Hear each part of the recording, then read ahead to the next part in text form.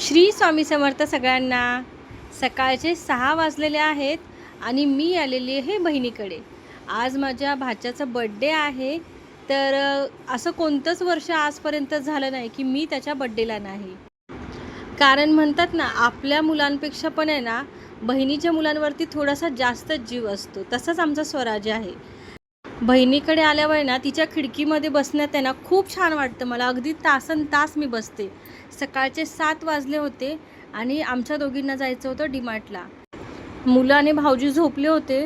म्हटलं तेवढ्यात पटकन आपण जाऊन येऊ, कारण आल्यानंतर पण त्यांना नाश्ता वगैरे सगळं द्यायचं आणि घरातलं भरपूर आवरायचं होतं। आणि तिच्या घरापासून 5 ते 7 मिनटं वॉकेबल अंतरावरती डीमार्ट आहे। त्यामुळे आम्ही जाण्याचं प्लॅनिंग केलं। म्हटलं माझ्या पण घरातल्या बऱ्याच वस्तू संपलेल्या, डीमार्टला जायला वेळ भेटत नाही।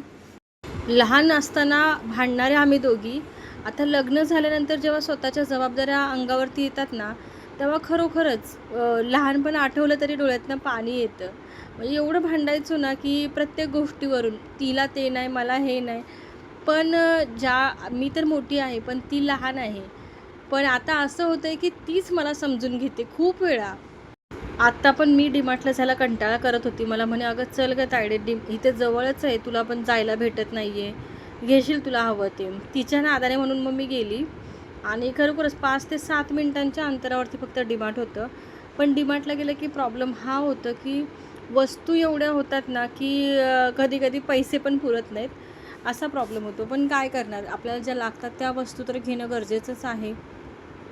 किरकोळच सामान घेतलं, म्हणजे जे आपल्याला रोजचं लागतं आहे तेवढंच घेतलं मी।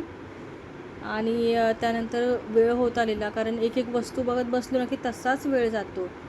अर्थाचा पण सारखा फोन येत होता, "मम्मी ये" म्हणून, भूक लागली। कारण जवळपास 9 वाजायला आले होते। आम्ही 8ला निघालेलो घरातून आणि आता खरेदी करता करता 9 वाजतच आले होते।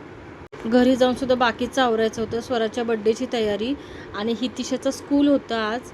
हितिशा CBSE बोर्डला आहे, त्याच्यामुळे ती शाळा बुडवतच नाही कधीच आणि खूप हुशार आहे। अगदी डान्समध्ये सुद्धा तुम्ही माझ्या चॅनलला तिचे डान्स पाहिलेलेच असतील।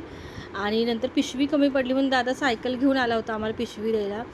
आणि आता बघा, इथेच तुम्हाला मी उदाहरण दाखवते। बहिणीच्या हातात ही जी पिशवी आहे ना, ती खूप जड होती, पण तीच घेऊन चालत होती आणि मला हलकी पिशवी हातात दिली होती। हाच फरक पडतो, की लहानपणी भांडणाऱ्या बहिणी मोठ्या झाल्या ना, की अगदी एकमेकींना समजून घ्यायचं बघत असतात। तर आता आम्ही फायनली घरी आलो आणि आता बघू शकता, अर्थाने दरवाजा खोलला आहे आणि दिदू मॅडम आमच्या जस्ट उठल्या होत्या आणि चाललं होतं इकडे तिकडे करणं नुसतंच तिचं। बहिणीला म्हटलं, खूप भूक लागली, आता मस्त असे गरमागरम पोहे बनव माझ्यासाठी आहे ते। आणि खरंच तिने पोहे बनवले। आज खूप छान वाटलं, की तिच्या हातचं खायला मिळणार होतं। तर संध्याकाळी बड्डेचा ब्लॉग पण मी अपलोड करणारच आहे। तर चला, पुन्हा भेटूया। Bye bye.